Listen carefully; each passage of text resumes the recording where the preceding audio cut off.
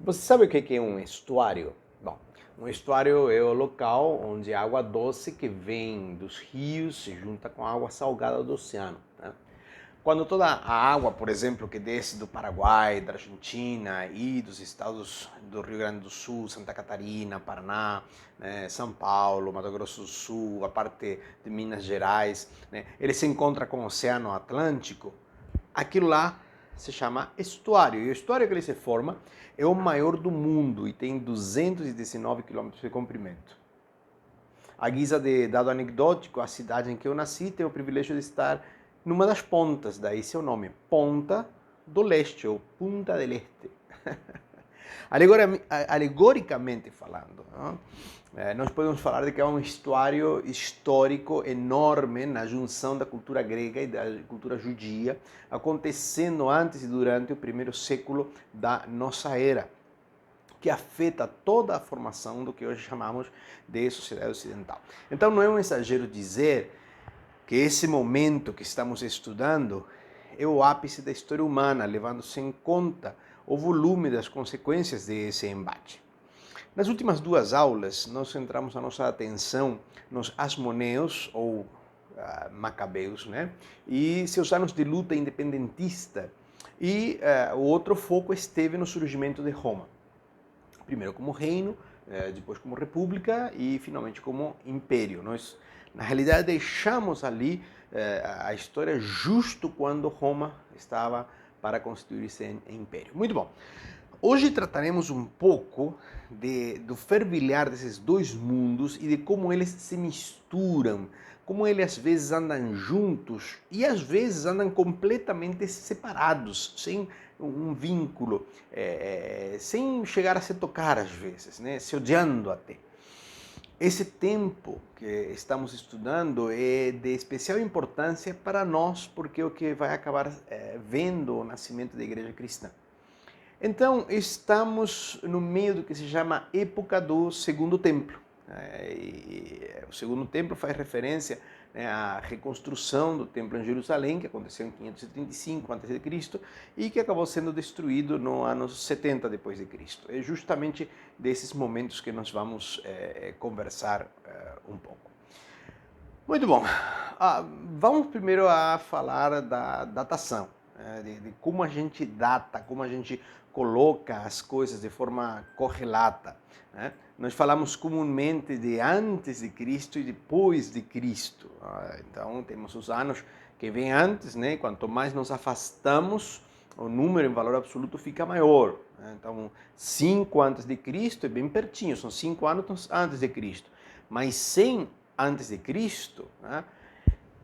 É um século antes, né? E assim, quanto o número é maior, quando falamos de 2000 antes de Cristo, estamos falando de uma coisa que aconteceu há 4000 e tantos anos antes que a gente. É de compreensão comum de que nos referimos ao ano de nascimento de Jesus, ou Messias, ou de Jesus, ou Cristo. Lembre-se que Cristo é, em grego, a mesma palavra que Messias, ou Meshiach. Né? Muito bom. Todavia, sabemos que o ano do nascimento de Jesus não se corresponde ao ano zero da nossa era. Né? Esse erro de datação é atribuído a um monge chamado Dionísio o Exíguo, ou Dionísio Pequeno. O Papa tinha encarregado ele de estudar isso e reformular o calendário. Isso foi lá no século VI da nossa era. Então, o Dionísio foi para fixar o ano de nascimento de Nosso Senhor. Ele fez o seguinte: ele pegou Lucas, ali aquele passagem de Lucas 2, de 1 ao 2, e Mateus, o segundo capítulo de Mateus, o capítulo 16. Então, ali em Lucas 2, nós temos o recenseamento, né, de todo mundo habitado. Esse tipo de recenseamento era realizado regularmente. No caso, menciona a Escritura que foi feito por Quirino, né, sendo ele governador da Síria. Bem, antes de ser governador da Síria, ele havia sido general ali do Lucal. Tudo bem. Né? O problema com esse recenseamento é que não há um registro específico, né, que diga, olha, aconteceu em tal ano. Né? O registro, a contagem dos anos nos governos sempre foi a partir do imperador tal, do rei tal. Né? Por isso que se lê, né, no quarto ano, no segundo ano, no primeiro ano do rei tal, né? E isso não era diferente no mundo romano. Então, lá pelo século VI, inventa então de estudar tudo isso e não há um registro do recenseamento. Sabemos, todavia, que os recenseamentos, os censos, eram corriqueiros no Império Romano, aconteciam a cada 14 anos. Então, isso coloca o censo feito por Quirino, porque temos a referência de quando Quirino foi governador da Síria, mais ou menos entre o 8 ou 9 a.C. Agora, claro, desde que você diz ou decide ter um censo, até que você começa a ter o censo realmente, passa algum tempo. Então, esse censo aconteceu mais ou menos, né, no ano 7 após de Cristo. Perdão, antes de Cristo. 7 ou um pouquinho após, né? Então, 7, 6. Aí, quando a gente leva em consideração Mateus 2, 6, que vai sugerir que Jesus nasce pelo menos 2 anos antes da morte de Herodes, né? A morte de Herodes sabemos que aconteceu em 4 a.C., isso é uma data que nós temos como certa. Então, pode-se concluir que o nascimento de Jesus tenha acontecido entre os 7 e os 6 anos antes de Cristo. Tá, alguém vai perguntar, então por que a gente não muda isso tudo? Né? Porque já que sabemos, né, faz alguns tempos já que sabemos de que está errado, por que não mudar? Não. Primeira coisa, o calendário para ser feito e instituído não foi uma coisa instantânea, levou um tempo até ser instituído. Então é uma construção assim, se fosse um edifício, uma construção medonha, né? Porque coordenar o tempo de toda a raça humana, né, não é fácil não.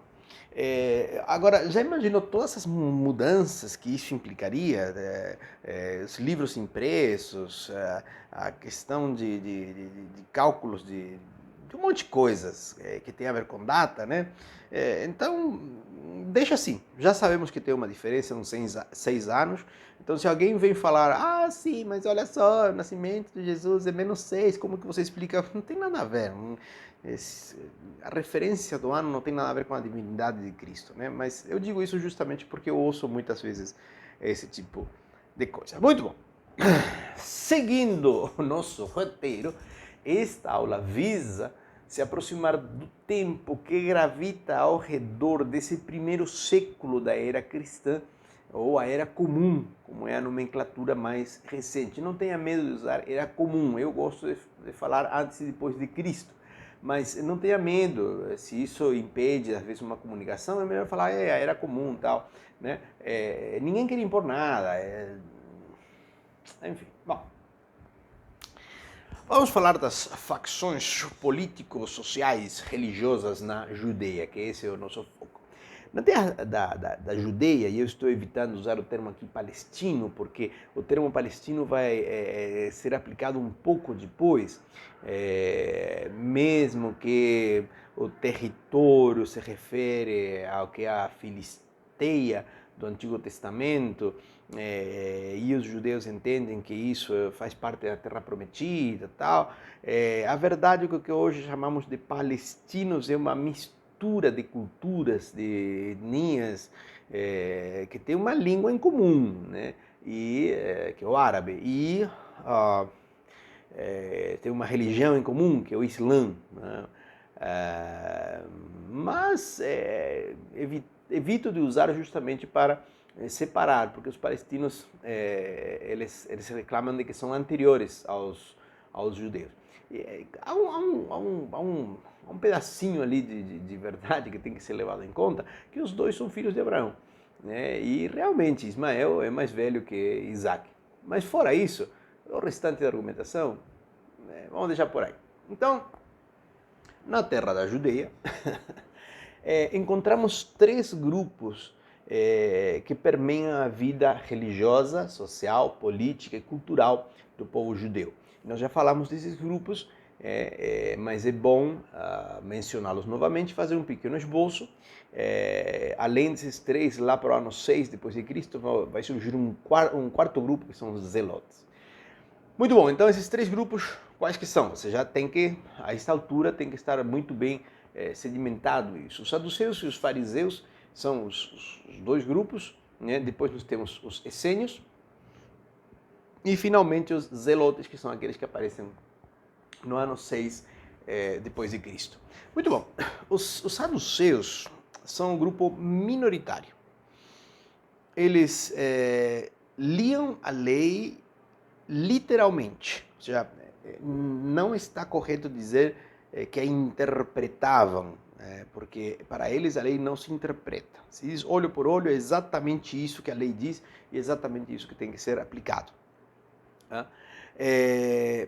Os saduceus não acreditavam na ressurreição, todos os saduceus eram sacerdotes e, sem exceção, eles eram letrados. Eram pessoas bem abastadas, a vida para eles, em certo sentido, era boa, né? E a vida orbitava ao redor do templo. Por isso, quando o templo some em 70, quando ele é devastado, os saduceus também terminam, né?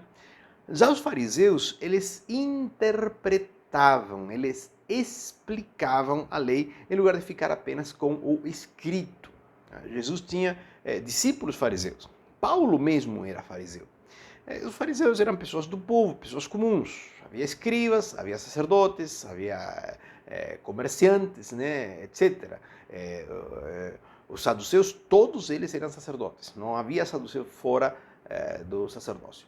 Agora, no mundo farisaico, fariseu, ele tinha outra formação. Fariseu não significa hipócrita, como esse é o conteúdo normal que damos a essa palavra. Esse conteúdo é dado lá no Novo Testamento, mas é um conteúdo pejorativo e negativo também dado aos judeus por João. Quando você lê João, né, você vê que ele diz, cara, os judeus são tudo tão ruim assim, né? Muito bom. Os saduceus davam aos fariseus esse nome de forma pejorativa, negativa, né? Um jogo de palavras com a palavra abandonar. Ele dizem, vocês abandonaram o povo, vocês deixam o povo por si. E os fariseus respondiam, não, nós interpretamos, né? Há uma diferença de acentuação ali na palavra. Muito bom. Tanto os saduceus quanto os fariseus faziam parte do sinédrio, que é uma palavra grega, já falamos disso, introduzida, né, alguns anos antes, né, vai ser traduzida como cajal, eclesia, depois, né, quando vai e volta nas traduções, né, lembre-se que vamos do grego ao hebraico, do hebraico ao grego, do grego ao hebraico de novo, não? Apenas no tempo de Alexandre Janeu, 103 a.C. até 76 a.C., é que houve um sinédrio puramente saduceu.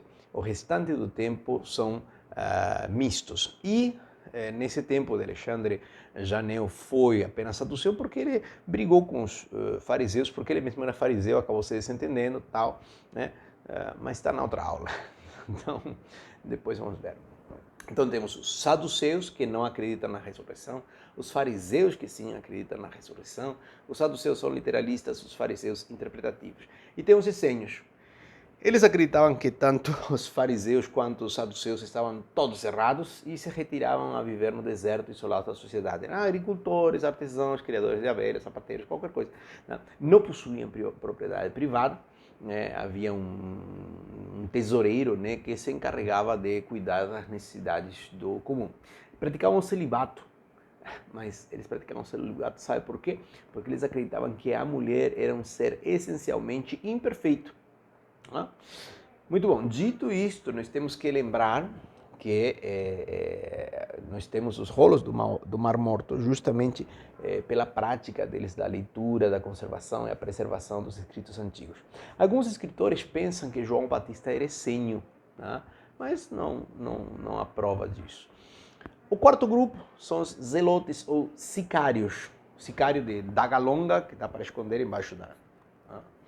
Meu filho pode explicar muito melhor, porque ele jogava Assassin's Creed, então ele pode explicar melhor o que é um sicário, mas tudo bem. Então, os zelotes vão acabar querendo resgatar aquela ideia nacionalista, né, dos asmoneus ou macabeus. Lembre-se que o mesmo povo, o mesmo grupo de pessoas dentro do povo judeu. Mas num período político, geopolítico completamente diferente. Então, diferente dos asmoneus, os zelotes não vão ter muito sucesso e as consequências da revolta organizada por eles leva à destruição do templo no ano 70 a.C. O problema de entendermos os saduceus é de que não temos um escrito deles para eles mesmos, ou seja, não há nenhum escrito, não sobrou nada de saduceus falando de saduceus. Por exemplo, alguma carta entre eles, não, nada.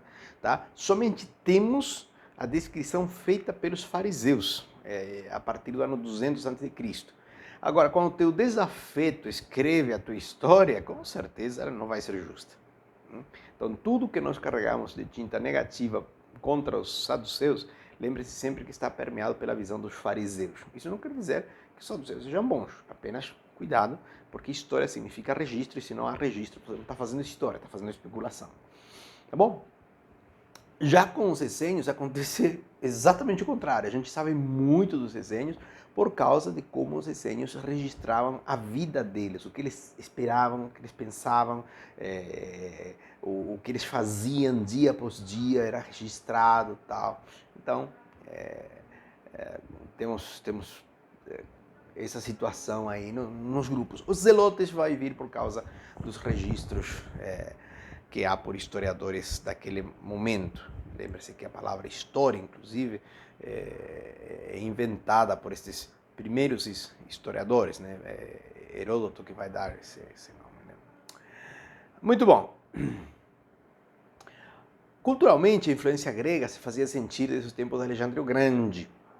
E depois, né, de Alexandre o Grande, nós temos ali na região, né, os generais que se dividiram o império de Alexandre o Grande, e nós temos os Ptolomeus ao sul, os Seleucidas ao norte, e então essa influência se manteve, né, ali na região. Posteriormente, um pouquinho depois, né, nós temos, agora sim, já como império, Roma, né, que dominava esta região, dando conta de substituir os Seleucidas e de impedir os egípcios de entrarem ali. Quando estou falando dos egípcios, neste momento não estou falando dos egípcios do tempo de José, evidentemente, porque às vezes há algum desatento aí, estamos falando por volta do primeiro século, ou seja, um pouquinho antes do ano 0 e um pouquinho depois do ano 100. Esse aqui é mais ou menos o que estamos perfilando. Uma coisa interessante, um dado interessante, é um tal de Simon ben Shetach, né, ele viveu entre 140 e 60 a.C. E ele defendia duas coisas muito interessantes, né? O direito da mulher no contrato matrimonial, porque o divórcio sendo comum, muitas vezes a mulher era dispensada sem que o marido cumprisse a parte do que estava estabelecido, estipulado no contrato, e Shimon era a favor de que fosse cumprido. E a segunda ideia, que nos parece muito moderna, é que Shimon defendia a ideia de que todo povoado, por menor que fosse, tinha que ter uma escola para ensinar as crianças o básico da leitura e da escrita, né? Porque toda criança judia, na visão dele, precisava de instrução. Não? Parece um dado apenas anedótico, mas vamos comparar. No tempo do primeiro século, se calcula que pelo menos 50% dos homens judeus sabiam ler. No tempo de Shakespeare, chuta, 5%. Há uma diferença, não é? Ok. Então, quando estamos falando do povo judeu no primeiro século, estamos falando de um povo fervilhante de ideias ao respeito de todas essas coisas. Falemos de Hillel e Shammai. Hillel e Shammai são dois judeus que se destacam neste tempo tremendamente. Os dois pertencem ao grupo dos fariseus e eles acabam moldando o pensamento judeu do primeiro século. Agora você vai me dizer que diabos tem a ver com o pensamento judeu? Bom, acontece que a igreja cristã surge no meio judeu. Né? E então, quando falamos de ideias, quando falamos dos pensamentos, estamos falando de Hillel e Shammai. Muito bom. Por exemplo, quando Jesus é interrogado a respeito do divórcio, né, os três evangelhos sinóticos trazem essa questão. Sinóticos é porque têm a mesma visão, né? Mateus, Marcos e Lucas. Eles trazem a mesma pergunta. Né? E aí, é lícito para um homem já a mulher? No fundo, eles não estão perguntando do divórcio. Tá? A pergunta, sim, é do divórcio, mas não é do divórcio. Eu não sei se você já reparou, mas as perguntas, geralmente, feitas a Jesus, não são daquilo lá. Pretendem outra coisa. Né? E não interessa quem veja, porque até em João encontramos um pouco disso. Tá? No fundo, o que estão perguntando é se ele concorda com Hillel, que é uma visão mais liberal, ou com Shammai, que é mais conservador. Né? Jesus acaba se posicionando do lado de Shammai, né? Mas ele muda a razão que dá excede aos os dois sábios, e coloca a razão da carta de divórcio não na necessidade do momento, mas sim no coração duro do homem. Né? Tá. Hillel, seja como for, ele é o mais liberal, porque eu falei então da influência de Shammai, certo? Tá bom? Muito bom. Agora Hillel. Hillel é avô de Gamaliel, aquele Gamaliel citado lá em Atos 5, 34, né? Esse Gamaliel que instruiu o apóstolo Paulo, né? É justamente neto de Hillel. Queramos ou não, o Novo Testamento é fortemente influenciado por esses dois pensadores. São duas polaridades que estão constantemente aí. Conhecer o que eles pensavam pode ajudar o intérprete do texto cristão, principalmente no que se refere com os primeiros leitores, como que eles receberam o que foi escrito. Você tem que lembrar sempre que o texto foi escrito para um grupo determinado de gente lá no primeiro século. Né? Não foi escrito direcionado para nós. Eu vou escrever isso para o Esteban lá no ano 2021. Não. Ele escreveu para os que estavam ali. Né? Então, temos que começar por como que os primeiros leitores entendiam o texto. Essa é a regra básica de qualquer exegese, qualquer hermenêutica. A forma em que os judeus pensam e dialogam, filosoficamente falando, permeia todo o pensamento de Jesus e os primeiros discípulos. Tá bom? Hillel veio da Babilônia. A família dele foi uma das famílias mais importantes e respeitadas a nível acadêmico. Né? A partir de Hillel, e com exceção de apenas um caso, Yochanan ben Zakkai, todos os que estiveram à frente do Sinédrio eram da linhagem de Hillel, por 15 gerações, né? Até que o Sinédrio finalmente como se diz, extinto no Império Bizantino, mais ou menos entre 425 e 429 da nossa era. Tá? Todos os líderes do Sinédrio eram descendentes de Hillel. Aí você vai me dizer, e eu com isso, o que eu tenho a ver? Aí eu respondo, acontece que existe toda uma linha, né, de tradição que diz que Hillel era era descendente de Joaquim, e o rei no exílio, né? E Joaquim era da linhagem de Davi. Então nós temos aqui uma certa sequência nessa linhagem. Nós não temos rei, mas temos o líder do Sinédrio, né, sendo sempre vinculado com a família de Hillel. Certo? Ótimo. Vamos falar de Herodes. Herodes vai reinar 33 anos, desde o 37 a.C. até o 4 depois de Cristo. Essa é uma vida bastante registrada nessas questões. Para os judeus, ele não é Herodes o Grande, como é para os romanos. Né? Para os romanos é Herodes o Grande. Né? E vamos ver por quê. Para os judeus, é Herodes o Idumeu, ou Herodes o Malvado. Esse nome tem razão de ser. Vamos falar primeiro da grandeza de Herodes. Herodes foi grande no quê? Bom, ele foi o maior arquiteto da geografia urbana de Israel. Há muitos palácios que foram construídos sobre seu domínio, né? Há muitas fortalezas, por exemplo. Tá? Podemos destacar o Heródio, que era um palácio fortificado. Né? E é ali onde depois, quando Herodes morre, Herodes é enterrado. É uma mole de terra, né, horrível no meio do deserto, né, parece mais um cone assim que se levanta, né, e lá em cima está então essa construção dele. A construção em si até que é bonita, né, mas a mole mesmo de terra não é lá aquelas coisas agradáveis desde o ponto de vista arquitetônico.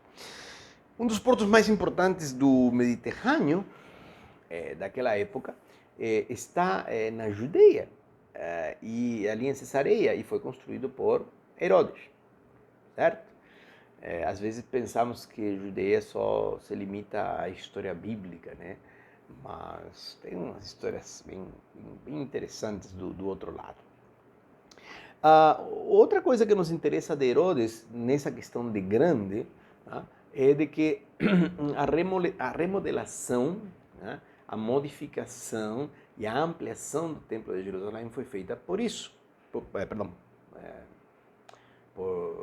Herodes. Isso foi um fato tão notável, era uma obra tão bonita, que até mesmo os detratores de Herodes falavam que era linda, né? Diz que quem não viu o Templo de Jerusalém não sabe o que é uma coisa formosa, né? Porque era realmente bonito. Não? Então, por exemplo, quando te mostram alguma construção, alguma coisa ali, é bem provável lá em Jerusalém que seja uma construção do tempo de Herodes. Né? Aí quando você tem construções, o que você tem? Você tem pessoas trabalhando, você tem bem-estar financeiro. Tá? Aí acaba se produzindo um certo clima de paz. Né?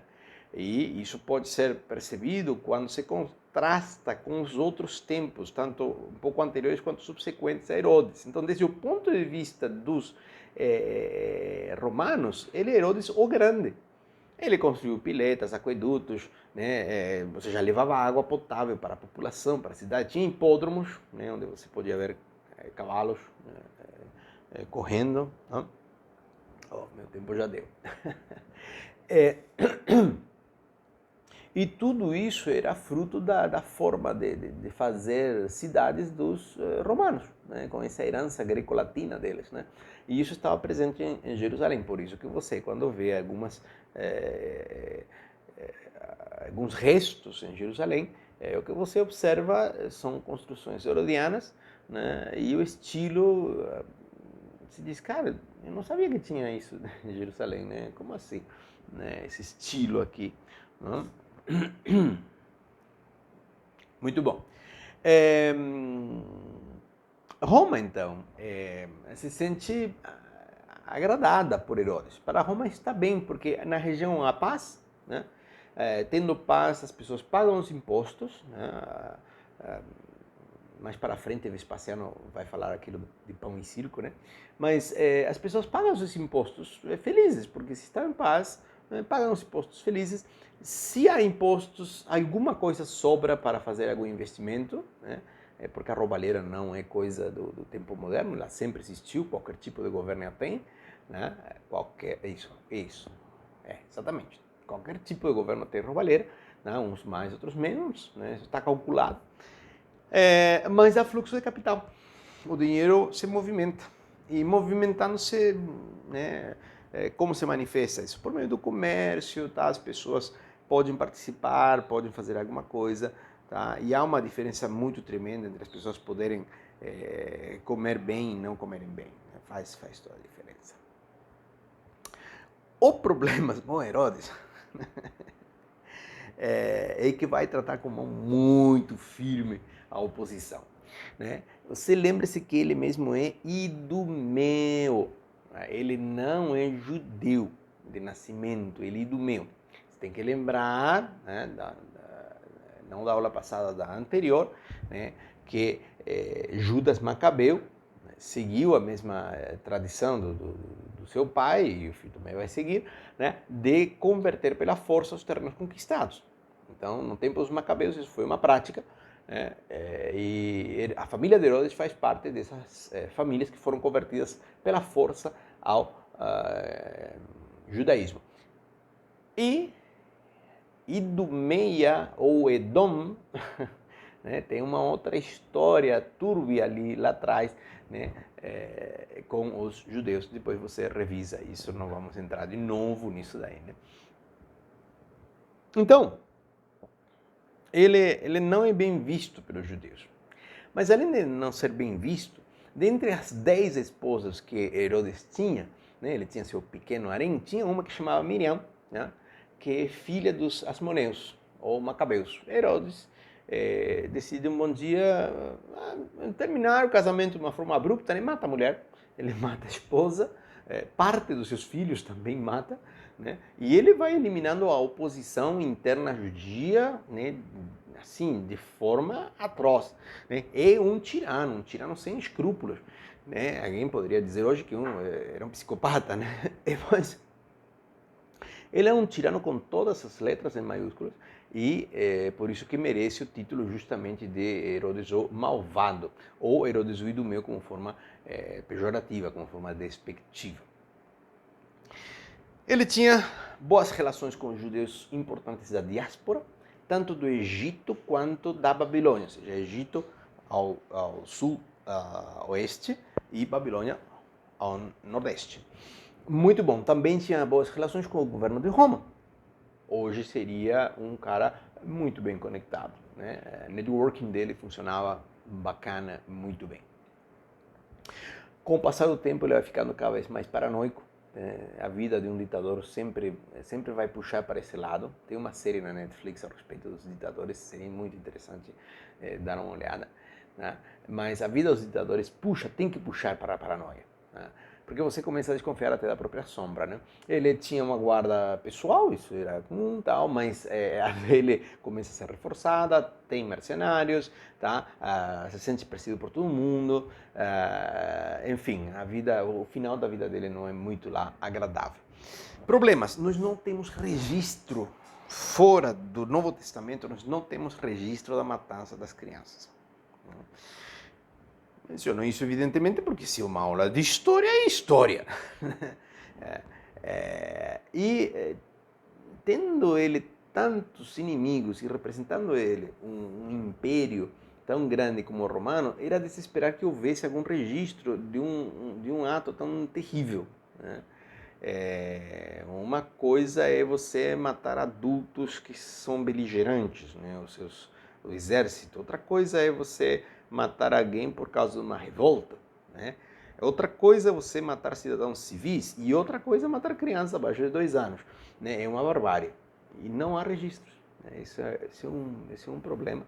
Né? Eu me reservo sempre o direito de acreditar na Bíblia, eu aguardo, vamos ver o que vai acontecer. Talvez eu não viva para ver, né, a aparição de algum registro, alguma coisa, tá? Mas vale aí a dica, né, para ficar atentos, às vezes aparece alguma questão. Então falamos de Herodes, falamos dos grupos que temos na Judeia, vamos falar de Pôncio Pilatos, para terminar. Muito bom. Esta é uma das personagens, ao mesmo tempo, mais e menos conhecidas do Novo Testamento. Né? Pôncio Pilatos era um procurador romano, ou seja, é um governador da província romana da Judeia, e ele foi governador por 10 anos, né? Entre o 26 e o 36 da nossa era. Ou seja, a data que nós temos de Jesus sendo crucificado é mais ou menos 33, né? Então, ele vai até uns 3 anos depois da crucificação de Jesus. Ele é mencionado no Novo Testamento, ele é mencionado em 2 credos, o credo dos apóstolos e o credo de Niceia. Tá? Mas fora isso, nós temos pouca informação contemporânea dele. Né? Não se sabe como foi que chegou a ser governador. Interessante não ter esse registro. E por isso que eu falei aquele outro de Herodes, tá? Porque alguém chegar a ser governador, as razões, né, as motivações, os movimentos que fez, é uma informação pacífica, né? Bom, nós não temos. Nem sobre a vida de Pilatos antes deste estágio de ser governador. Também pouco sabemos sobre a sua demissão. Pouca coisa se sabe. O Novo Testamento o coloca como alguém morno. É até uma visão positiva. Coitado de Pôncio Pilatos, ele se viu obrigado pelos fariseus, né? Ele não conseguiu. Ele teve a esposa, não deu ouvido a essa esposa, mas dialogou com ela. Era um cara até bom, mas ele, pela circunstância, né? É o que muitos usam para desculpar as más administrações de certos líderes, né? Tadinho, não deixam fazer, né? É mais ou menos isso que a gente vê ali no Novo Testamento a respeito de Pôncio Pilatos. Mas não nos enganemos. Né? Do lado de fora, os registros externos que nós temos são bastante comprometedores.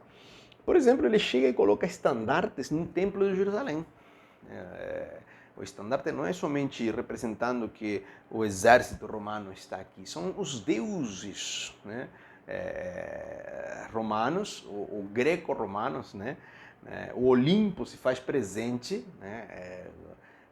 A pluralidade, né, do Império Romano, seus deuses, se faz presente sobre uma nação monoteísta. E isso é uma afronta para o povo judeu. Né?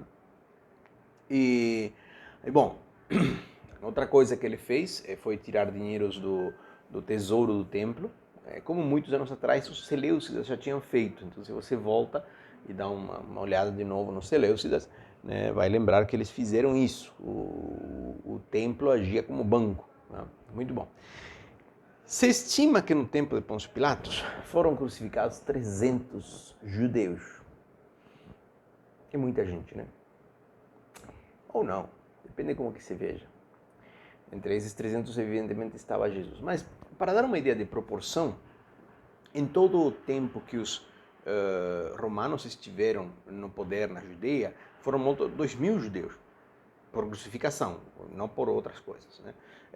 Vamos falar do Monte Gerizim, morreram milhares também. Mas como condenação, como pena de morte, 2.000. Então, se 300 acontecem em Pôncio Pilatos, é muita gente. Né? Claro, mesmo assim é bem menos do que morreram lá no tempo dos asmoneus, novamente. Né? Porque lá teve um que mandou crucificar 800. Né? E além disso, degolar a família na frente. Muito bom.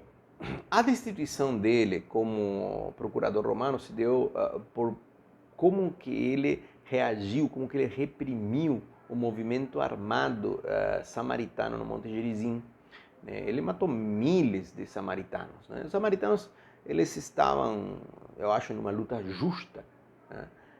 Tinham se rebelado contra os altíssimos impostos que Roma queria impor, que na realidade Pilatos queria cobrar. A questão do imposto, o governador tinha bastante autonomia, né? Porque era um regulador da situação. Né? Ele podia aliviar bastante os impostos. Né? É uma coisa antiga, os governadores roubavam do povo. Daí que temos no Novo Testamento aqueles relatos a respeito dos cobradores de impostos. Né? O problema não é exatamente a cobrança do imposto. O problema é o governo, o poder estrangeiro tá oprimindo os judeus e, além do mais, roubando. É essa a questão. A resposta de Jesus de dar a César o que é de César, a Deus o que é de Deus, né, é muito mais profunda do que a gente geralmente acha. Por conta de como que ele age com os samaritanos ali, é que ele é enviado de volta para Roma para responder perante Tibério. Ele é um dos poucos procuradores que é rebaixado pelo Senado. Tibério morre antes de que Pilatos chegue na presença dele, né? E o Senado o condena. Não é uma questão pessoal. O Senado o condena ao exílio e ele termina seus dias na Gália, no que hoje é a França. No que hoje é França. Naquele tempo era outra coisa completamente diferente, né? Não era toda essa a Paris das luzes, né? Muito bom. Usualmente o mecanismo, quando tinha que remover um procurador, quando o procurador não se comportava de acordo com o que o império queria, ele simplesmente era removido para um outro local, era deslocado, né? Quem vai reproduzir esse comportamento vai ser a Igreja Católica depois, que é a herdeira, né, do Império Romano, né? Mas era deslocado para um posto mais distante, com menos prestígio, ganhando menos, evidentemente, porque podia roubar menos também, tá? Mas não. Pilatos é um dos poucos casos em que ele mandou embora, cara. Você é tão ruim que nem para nós serve. É isso que é. Muito bom. Resuminho para a aula seguinte.